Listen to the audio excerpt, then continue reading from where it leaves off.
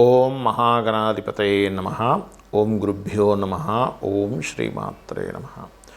పరమేశ్వర స్వరూపమైనటువంటి జ్యోతిష, వాస్తు మరియు ఇతర అనేకమైనటువంటి శాస్త్రములను మనకు అందించినటువంటి మహర్షులకి నమస్కారం. హయగ్రీవ హయగ్రీవ హయగ్రీవేతి యో వదేత్ తస్య నిస్సరతే వాణి జహ్నుకన్యా ప్రవాహవత్. అరుణాం కరుణాతరంగితాక్షీం ధృతపాశాంకుశపుష్పబాణచాపాం అనిమాదిభిరావృతాం మయూకైః అహమిత్యేవ విభావయే భవానీం. శ్రీమాత్రే నమః. ప్రేక్షకులకి ఆ లలితాంబిక అమ్మవారి యొక్క అనుగ్రహం పరిపూర్ణంగా కలగాలన్న స్ఫూర్తి కోరుకుంటూ 2025 సంవత్సరంలో 4 మేజర్ ప్లానెట్స్ మారుతున్నాయి. సర్వసాధారణంగా ఏదైనా ఒక సంవత్సరంలో ఒక ప్లానెట్ 2 ప్లానెట్స్ మారుతుంటాయి. కానీ సమ్ టైమ్స్ 2 ఛాయాగ్రహాలు 2 మేజర్ ప్లానెట్స్ కర్మకి జీవుకి కారకమైనటువంటి శని గురువులు మారుతున్నారు. దీనివల్ల ఒక్కొక్క లగ్నం లేదా రాశి వారికి ఎటువంటి ఫలితాలు జరగనున్నాయి, మరియు ఎటువంటి జాగ్రత్తలు తీసుకోవాలి, మారకముందు ఎటువంటి ఫలితాలు, మారిన తర్వాత ఎటువంటి ఫలితాలు, అదేవిధంగా దేశకాల పరిస్థితులు ఎటువంటివి మార్పులు రానున్నాయనేటువంటి విషయాలు మనం ఇప్పుడు తెలుసుకుందాం. అయితే ఈ విషయాలు చెప్తుంది నేనైనప్పటికీ కూడా చెప్పిస్తుంది సాక్షాత్ లలిత అమ్మవారిగా భావిస్తూ ముందుగా మేష లగ్నము. లగ్నం తెలియని వారు రాశి నుంచి చూసుకోవచ్చు. బికాజ్ ఆఫ్ లగ్నమే చాలా ప్రధానం రాశి కంటే కూడా. సరే, అయితే ఇక్కడ మేష లగ్నానికి ఈ రాహువు, కేతువు, శని గురువులు ఎలా మారనున్నారు, ఎప్పటి వరకు ఉంది చూసుకున్నట్లయితే ప్రస్తుతం మీకు ఈ 2025 మనకి సహజంగా చూసుకుంటే ఉగాదిదే చూసుకోవాలి. కాకపోతే ఏంటంటే కొంతమంది ప్లానింగ్ కోసం జనవరి టు డిసెంబర్ ఎలా ఉందని అడుగుతూ ఉన్నారు ప్రతిసారి కూడా, అందుకని చేయడం జరుగుతుంది. మనదైతే ఉగాది మెయిన్గా చూసుకుంటే ఇది ఆంగ్ల సంబంధించినటువంటిది. అయితే ఈ 2025 సంవత్సరానికి 9 అవుతుంది. అదేవిధంగా మనకి కాస్త క్రోధినామ సంవత్సరం నడుస్తుంది కాబట్టి కొంచెం మే వరకు అనవసరమైన ఘర్షణల జోలికి వెళ్ళకండి. ఫస్ట్ అది ఏ లగ్నం, ఏ రాశి వారైనా సరే. ఇక ముఖ్యంగా మేషం వారికి కనుక చూసుకుంటే ప్రస్తుతం గురువు లగ్నంలో ఉన్నాడు. ఈ లగ్నంలో గురువు మీకు మే 15వ తేదీ వరకు ఉంటాడు. మే 15 వరకు ఉన్నటువంటి గురువు మీకు పర్టికులర్గా వివాహ సంబంధించిన విషయాలు కుదిరేటువంటి యోగాన్ని ఇస్తున్నాడు. ఇక్కడ మే 15 దాటిన తర్వాత వ్యాపారపరమైనటువంటి లాభాలు అద్భుతంగా ఇస్తాడు. అక్కడ అంటే చాలా బాగా వ్యాపారపరంగా బాగా కలిసి రావడము ఇటువంటివి బ్రహ్మాండంగా జరుగుతాయి. అదేవిధంగా మీ యొక్క ప్లానింగ్ ద్వారా ఒక మంచి యోగం కలగడము, లేదా తండ్రి మూలంగా కొంత భాగ్యం ఓపెన్ అవ్వడం, ఇట్లాంటివన్నీ కూడా గురువు ఇస్తున్నాడు. అయితే ఈ మేషం వారికి ఎప్పుడైతే ఈ 2లో ఉన్నటువంటి గురువు కొద్దిగా మీకు ఈ పూర్వీకుల ఆస్తుల మీద ఎక్కువగా, అంటే ఈ పూర్వీకుల ఆస్తులకు సంబంధించిన వాటి మీద ఎక్కువగా ఇస్తున్నాడు. అయితే ఇప్పుడు ప్రజెంట్ వక్రించున్నాడు గురువు.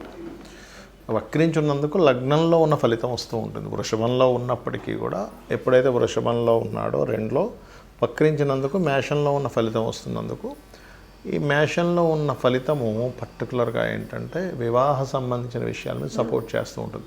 వక్రగతి పోయిందనుకోండి ఫిబ్రవరి నుంచి మళ్ళీ తగ్గుతూ ఉంటుంది. మే వరకు దాని ప్రభావం 2లో ఉన్నప్పటికీ కూడా తగ్గుతూ ఉంటుంది దాని ప్రభావం. అయితే ఎప్పుడైతే 3వ స్థానంలోకి వెళ్తాడో మేషం వారికి ఈ యొక్క గురువు, ఇక్కడ పర్టికులర్గా ఏంటంటే కొంచెం మే నుంచి కొద్దిగా మీరు ఏదైనా అగ్రిమెంట్స్ చేసేటప్పుడు, కొత్త అగ్రిమెంట్స్ చేసేటప్పుడు అది కొంచెం జాగ్రత్తగా ఉండండి. శత్రువు వాళ్ళతో కొంచెం జాగ్రత్తగా ఉండాలి. అదేవిధంగా శని మీకు ఇప్పుడు ప్రస్తుతం అయితే 11వ స్థానంలో ఉన్నాడు. మార్చి 29వ తేదీ వరకు ఉంటాడు. కొంచెం మీకు ఇక్కడ వ్యాపార లాభాలకు సంబంధించిన విషయంలో స్ట్రెస్ ఎక్కువగా ఉంటుంది. దాని తర్వాత మీకు ఏలినాడు శని ప్రారంభమవుతుంది. 12లోకి ఏలినాడు శని వచ్చినప్పుడు శని ప్రభావం ఒకటే. ఇన్వెస్ట్మెంట్స్ చేసేటప్పుడు కాస్త చూసి చేయండి, ఇది మెయిన్గా గుర్తుపెట్టుకోండి. అదేవిధంగా మేషం వారు సర్వసాధారణంగానే మనకి పూర్వజన్మ కర్మ అనేటువంటిది ఎక్కువగా ఎవరికైనా అప్పులు ఇవ్వడం తీసుకునే విషయంలో ఇబ్బంది ఉంటుంది. కాబట్టి ఈ యొక్క విషయంలో మేషం వారు కాస్త జాగ్రత్తగా ఉండాలి. మరియు అదేవిధంగా కేతు 6లో ఉండడంతో పాటు 12లో రాహు ఉన్నాడు. కాబట్టి మీకు మే 30 లోపల విదేశాలకు వెళ్ళి విదేశాల్లో నివసించడానికి, విదేశాలకు వెళ్ళడానికి యోగ్యవంతంగా ఉంది. మే 30 దాటిన తర్వాత ఎప్పుడైతే రాహు 11వ స్థానంలోకి వెళ్తున్నాడో ఇక్కడ మీకు ఆన్లైన్లో చేసే బిజినెస్లకి సపోర్టివ్గా ఉంటుంది. అక్కడ నుంచి ఆ బిజినెస్లు పెరుగుతాయి కూడా చక్కగా. ఇక మీరు చేయవలసినటువంటి దేవతారాధన మే 30 వరకు అంటే మీరు రెగ్యులర్గా జీవితాంతం చేయవలసినటువంటి సూర్యనారాయణమూర్తి యొక్క ఆరాధన, అంటే సూర్యభగవాను అర్ఘ్యం వదలడం చేయండి. మే 30 తర్వాత మీకు పంచమంలో కేతు వస్తున్నాడు కాబట్టి అక్కడి నుంచి కాస్త అప్పుల బాధలు ఇవన్నీ కూడా తగ్గుతాయి, కాస్త ఆధ్యాత్మికంలోకి వెళ్తారు. కాకపోతే కొంచెం రాజకీయ నాయకులకి బాగుంటుంది మే 30 నుంచి పంచమ కేతువు వల్ల. కాకపోతే ఇక్కడ ఏంటంటే కొంచెం మెడికల్ రిలేటెడ్ చదివే వాళ్ళకి కొన్ని ఆటంకాలు కలుగుతాయి. బట్ గణపతి ఆరాధన చేసుకున్నట్లయితే అన్ని విధాలా బాగుంటుంది. ఈ 4 గ్రహాలు మార్పు వల్ల దేశకాల సంబంధించిన విషయాలు ఎటువంటివి ఉంటాయి అని చెప్పి చూసుకున్నట్లయితే ప్రధానంగా మనకి ఈ శని ఎప్పుడైతే మీనంలోకి వస్తాడో ఇక్కడ కొంతవరకు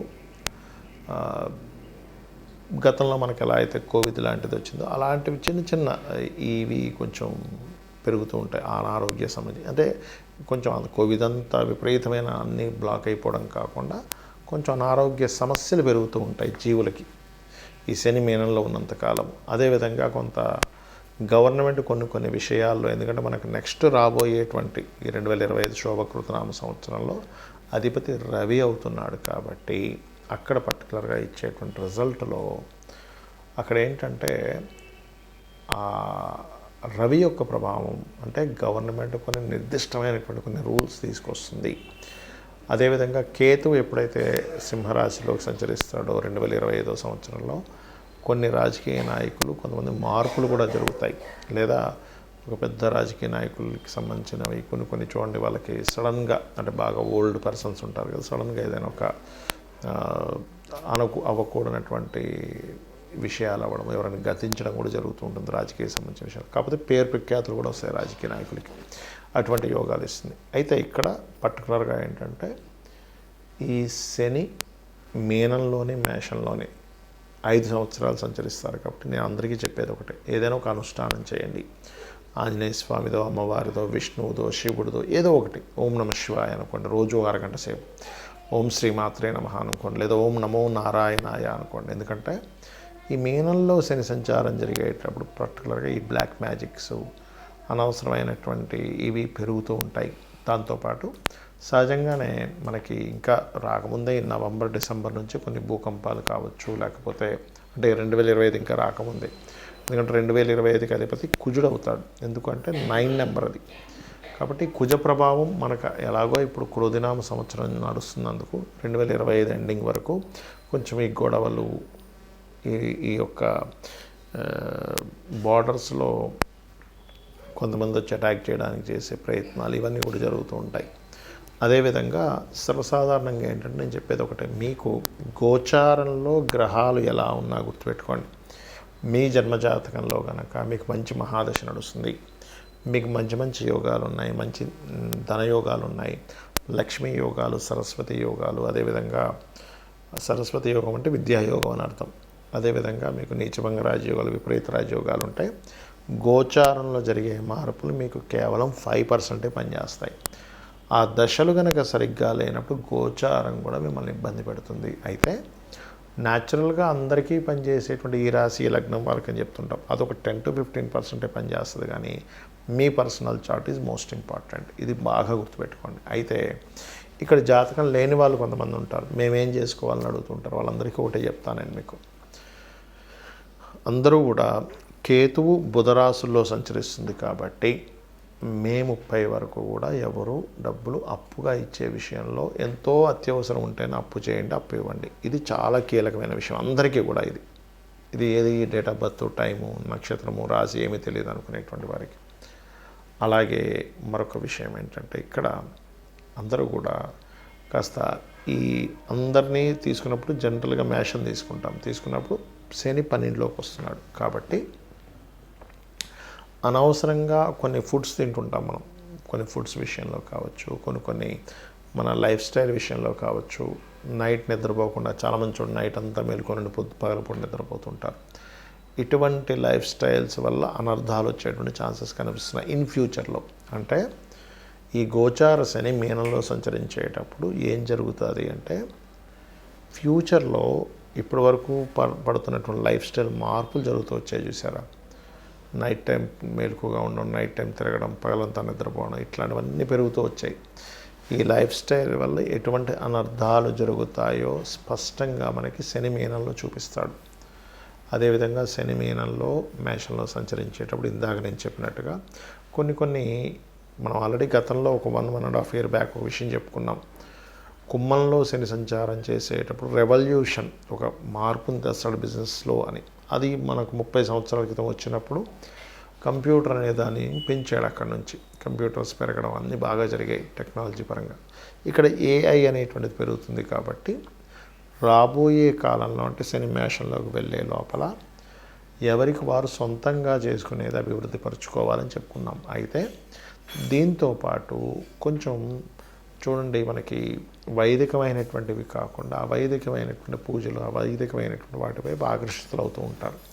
అటువంటి వాటి వల్ల కొంత ఇబ్బంది తెచ్చుకుంటూ ఉంటారు. ఆ యొక్క ఇబ్బంది మీ మీద పడకుండా ఉండాలంటే నిత్యము అనుష్ఠానం చేయండి.